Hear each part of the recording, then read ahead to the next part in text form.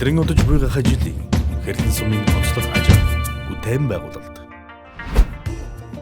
Хэрлэн дом өрхийн эрүүл мэндийн төвийн 2 дахь салбар шинээр баригдсан булаг багийн төвийн 1-р давхарт ажиллаж эхэллээ. Ингэснээр багийн иргэдэд эрүүл мэндийн анхан шатны тусламж үйлчилгээг ойртуулах, чанар хүртээмжийг нэмэгдүүлэх, аймгийн нэгдсэн эмнэлгийн ачааллыг бууруулахад дорвитой нөлөөлж чадлаа.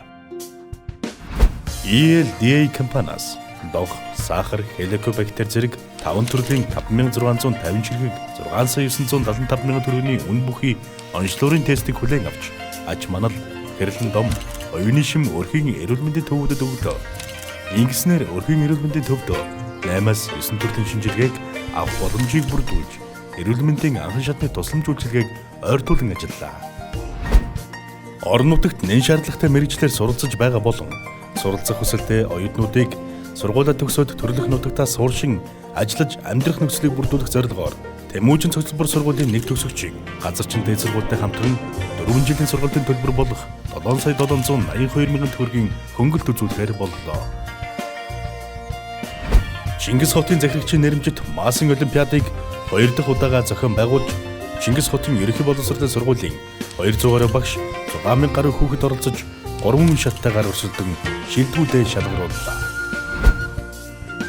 Хотын захирагчийн санаачлалгаар аймгийн Ахмад багш нарын холбоо боловсрол, соёл, урлагийн газартай хамтран Чингис хотын ерөнхий боловсролын дунд сургуулиудын анхан шатны боловсролын сургалтын менежер, 4 дахь ангиудын багш нарт анхан шатны боловсролын математикийн сургалтын цөм хөтөлбөрийн агуулгыг сурагчдад эзэмшүүлж, тэдний сэтгэн бодох үйлийг удирдан хөгжүүлж байгаа дэвшилтэт технологи бүтээлч арга барилуудаас суралцах үе сэдвээр сургалтанд хамрууллаа.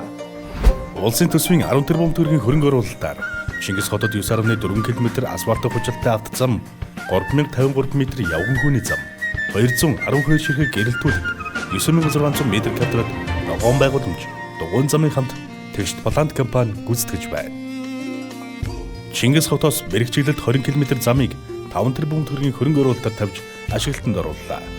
Шинэ өндөр хаан хороололд 1.9 тэрбум төгрөгийн хөрөнгө оруулалтаар 200 хүүхдийн цэцэрлэгийн барилга баригдаж байна.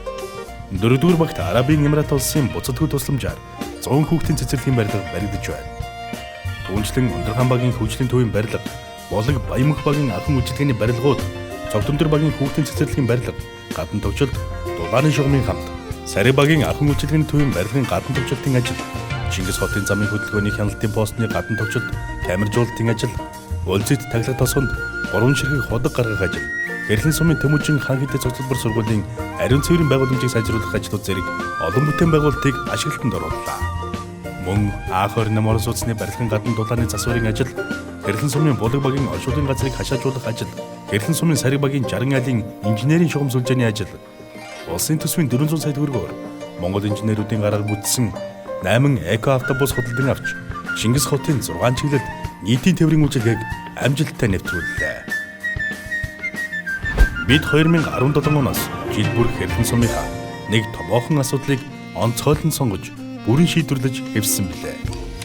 Үүнийхээ хүрээнд 2017 онд хогны шинэ менежментийг амжилттай хэрэгжүүлж гэр хорооллыг бүрэн хаяжуулсан бол 2018 онд сууц өмчлөгчдийн холбооны үйл ажиллагааг шинжилэн орон сууцны дээврийн засвар, камержуулалтыг хийж гүйцэтгэж байсан билээ. Тэгвэл 2019 онд нийтийн тээврийн цогц бөгөөд шинэхэн үйлчилгээг нэвтрүүлсэн юм. Айлчлан ирж буй хулган жилд бид бүхэн Чингис хотынхоо гэр хорооллын гэрэлтүүлгийг цогцоор нь шийдвэрлэхээр ажиллаж байна.